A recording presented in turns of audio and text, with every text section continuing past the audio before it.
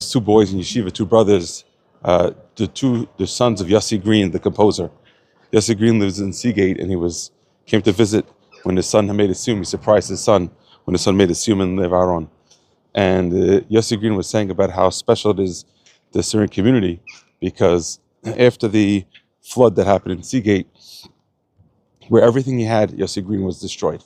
He also sells pharmaceuticals. He has different recordings. I don't know what he has there in his house in Seagate, but when there was a flood, everything was destroyed. And when imagine a person who had everything he has overnight ends up with nothing, and then he gets a knock on his door.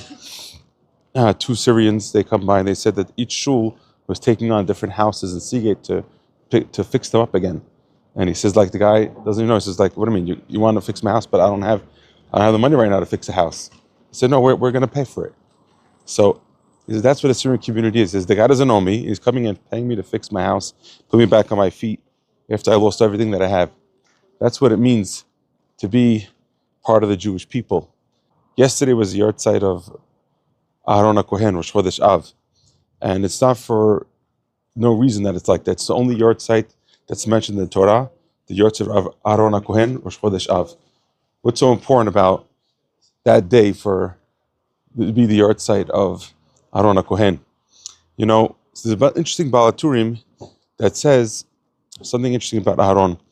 He says that when we think about the story about Batya coming down to the Nile and seeing a baby crying in the basket, we think that that baby was Moshe Rabbeinu. Moshe wasn't the one who was crying. She was hearing Aharon, the brother of Moshe, crying.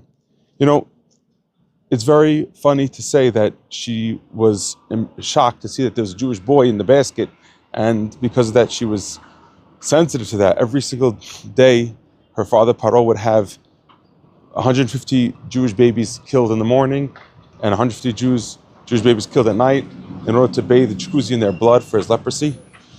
And why would it make such a big difference if there was another Jewish boy in the river? Why did that mean anything to her? But what meant to her, what touched her heart, was that there was a Jewish child that was crying for his brother. When she saw that somebody cares, she said, I want to be part of a nation.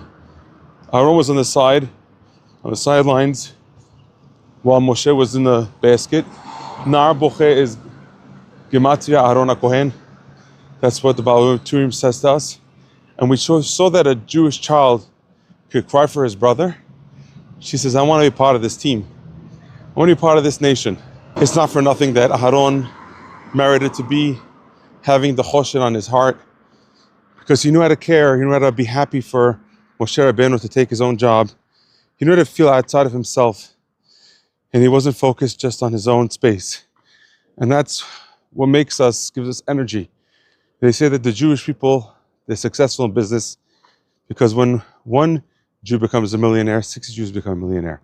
When they work together, when they feel each other, that gives them it's not just that they have networking, it's that they have feeling like somebody cares for them, and that's what gives a person motivation.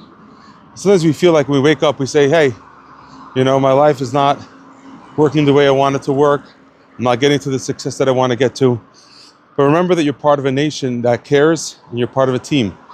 When you think of yourself as part of a team, it gives you the power to move forward, to make the most out of who you could be. One of the worst things was said lately in Israeli politics by one of the religious party members, saying that the pain of the soldiers is not the pain of the yeshiva boys. And you have to worry about your own issues, and we have to worry about our issues.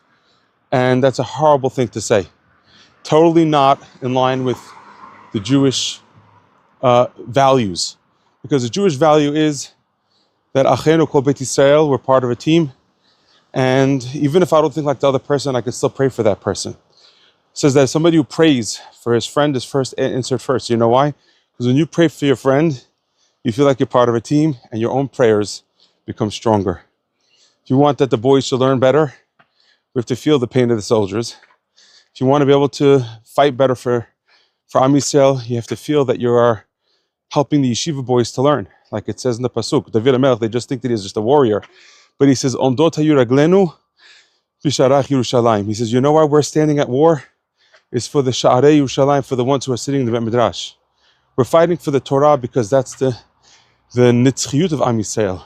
And when Batya noticed that there's a baby, that a brother of this baby is crying for the baby, she said, "Miyadeh evrim zeh." She says, "Oh, now I know this child's a Jewish child because somebody's crying for him."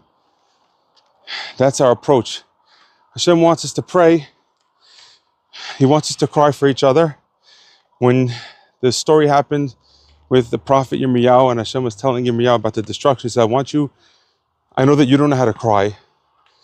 Go get Abraham, Yitzhak, Yaakov to cry. And Hashem says, you know what? They don't know how to cry either. So Hashem says, I want you to bring Rachel. Rachel knows how to cry for somebody else. She knows how to feel somebody else's pain. She knows how to feel her sister's pain. I want her to cry.